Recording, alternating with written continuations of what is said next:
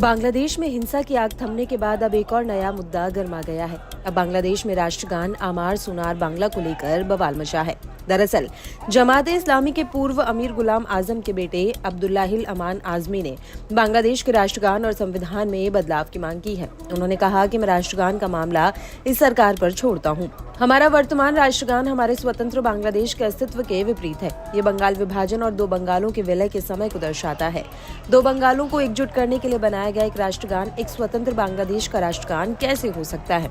अब्दुल्लाहिल अमान आजमी ने भारत पर आरोप लगाते हुए कहा कि हमारे ऊपर भारत ने साल 1971 में ये राष्ट्रगान थोपा। उन्होंने कहा काफी सारे गीत देश के राष्ट्रगान बन सकते हैं। देश की अंतरिम सरकार को एक कमीशन का गठन करना चाहिए जो देश के लिए नए राष्ट्रगान को चुने।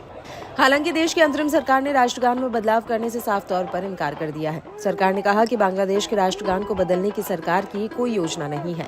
साथ ही उन्होंने कहा बांग्लादेश पड़ोसी देश भारत के साथ बेहतर रिश्ते बनाए रखना चाहता है।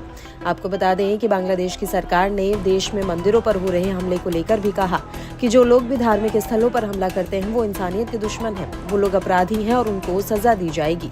बहुत जल्द दुर्गा पूजा मनाई जाएगी, जिसको लेकर सरकार का कहना है कि देश में दुर्गा पूजा के समय मदरसा के छात्र मंदिरों की सुरक्षा करेंगे ताकि दुर्गा पूजा के समय मंदिरों पर किसी तरह का हमला न हो। उधर पूर्व ब्रिगेडियर जनरल ने भी राष्ट्रगान बदलने को लेकर मांग उठाई थी। पूर्व ब्रिगेडियर जनरल को शेख हसीना की सरकार का तख्ता पलट होने के बाद रिहा किया गया था।